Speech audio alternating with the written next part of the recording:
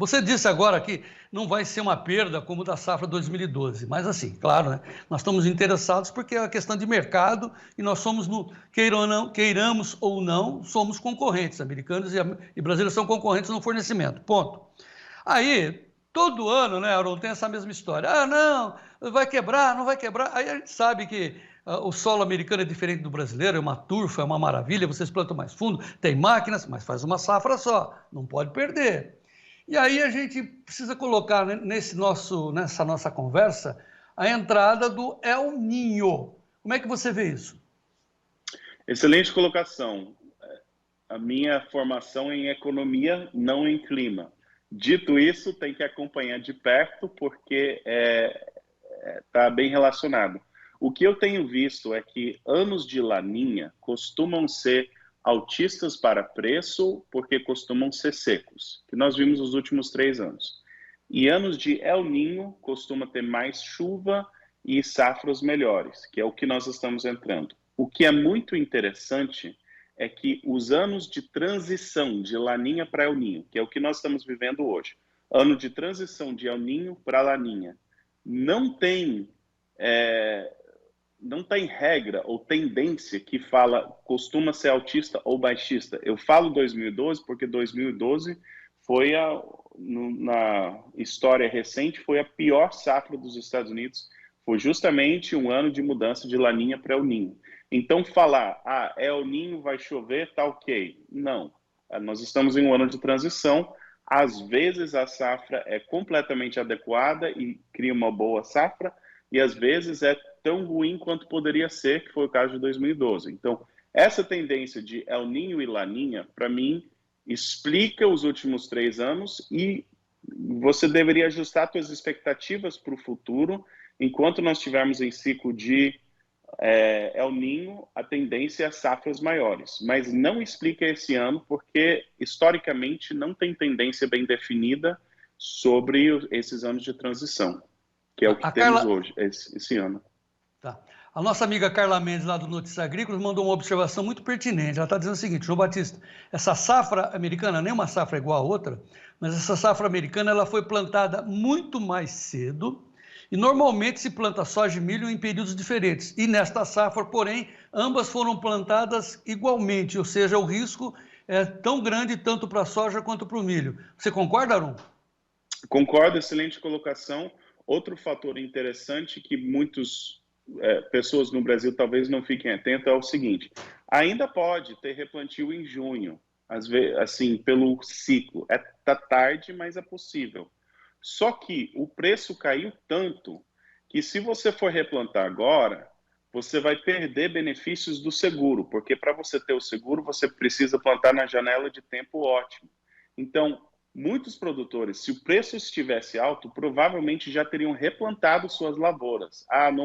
Não subiu bem, não está legal, mas o preço está baixo, então ele não quer perder o seguro, porque o seguro foi travado no preço de fevereiro, que estava bem mais alto. Então não vai ter replantio, ou pouquíssimo replantio, porque eles não querem perder o seguro. E esse é um fator interessante. Você tem toda a safra, tanto de soja quanto de milho, com o mesmo risco climático, e o que nós poderíamos ter tido de replantio para tentar recuperar e ter um restart, uma produtividade maior, não vai ter esse ano, ou vai ter muito pouco. Então, o que tem lá é o que vai ter.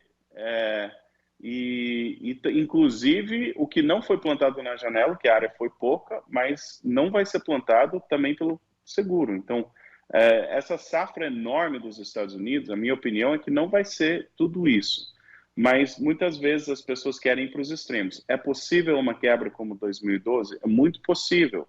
Mas eu acho improvável, porque os avanços de manejo genética nesses últimos 11 anos fizeram muita diferença. 2019 era para ser uma quebra de safra muito maior do que foi pelo clima, e não foi por causa de manejo genético. Então, eu acho que os Estados Unidos vai produzir uma safra boa, mas não tão boa quanto as projeções do USDA. Tá. Aron, para encerrar, porque agora vamos para a sua especialidade, que é a economia. Eu estou acompanhando os preços aqui, que a gente faz, e a gente está vendo muita volatilidade no preço da soja lá em Chicago. O setembro agora chegou até quase ir para o negativo, mas está com 12,22. O novembro, 12,08, alta de 3,75 agora há pouco. Muita volatilidade, e aí tem uma diferença entre o produtor brasileiro e o produtor americano. O produtor americano estava me contando que eles não ficam no risco, eles travam, ou travam diretamente, pessoalmente, ou travam com o seu próprio comprador. Essa é a realidade, Aron?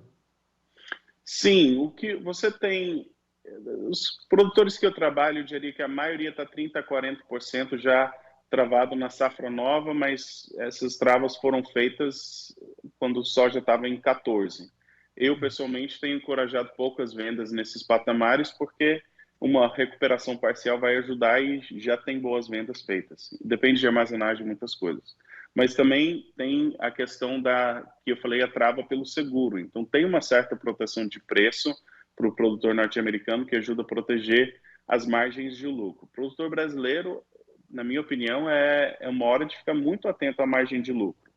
E não quer dizer que tem que vender no desespero, mas quando você tem oportunidades de lucro, tem que lembrar que soja e milho são commodities. O normal deles não é essas margens grandes de lucro. Isso é o anormal que acontece quando você tem um ciclo altista que nós vivemos. Então, você tem que mudar a concepção de comercialização num cenário altista, como nós tivemos nos últimos 3 anos, para gestão de margem, lucro e trabalhar dessa forma.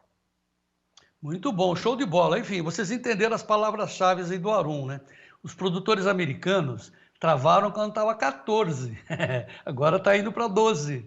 Eles seguraram 2 dólares por bushel lá em cima. E nós estamos olhando, não, vai subir. Isso é risco, gente, saia disso. Outra coisa, o Aron está acabando de dizer, commodity, o mundo recua, a commodity baixa também. É o que o Fernando Cadori da ProSoja está dizendo, nós vamos ter um diferencial de 45 bi, é isso, né, que ele está dizendo? Um negócio impressionante. E o pessoal fica na torcida. Não pode, né, Aron? Temos que garantir a base e depois especula com o produto, né, na alta, mas o preço fica travado, né, Aron? Eu costumo sempre falar que tem 3 coisas que motivam venda: fluxo de caixa, margem de lucro e leitura de mercado. Existe a soja ou milho que você pode vender por causa da tua opinião de mercado, que é essa quantidade menor que você pode arriscar ali e tentar acertar a alta. Existe uma quantidade que você precisa vender para dar o giro no negócio, para manter o caixa saudável, e você precisa travar grande parte do volume quando você garante suas margens. Então, a condição financeira de cada produtor é diferente, as necessidades de cada fazenda são diferentes, e as porcentagens que vão em cada uma dessas categorias são diferentes, mas você precisa saber por que você está vendendo. Precisa do dinheiro, gosta da margem de lucro ou está apostando na alta? Se está sempre apostando na alta, é uma estratégia complicada. Pois é. Apostar na alta é especular, esperar que suba, né? Cara, vamos todos torcer para que suba, todos nós, mas trava a baixa, saia do risco. Aron Edwards, direto de Boca Raton, na Flórida, Estados Unidos, muito obrigado pela sua participação e auxílio aqui aos nossos telespectadores do Tempo e Dinheiro. Abraço.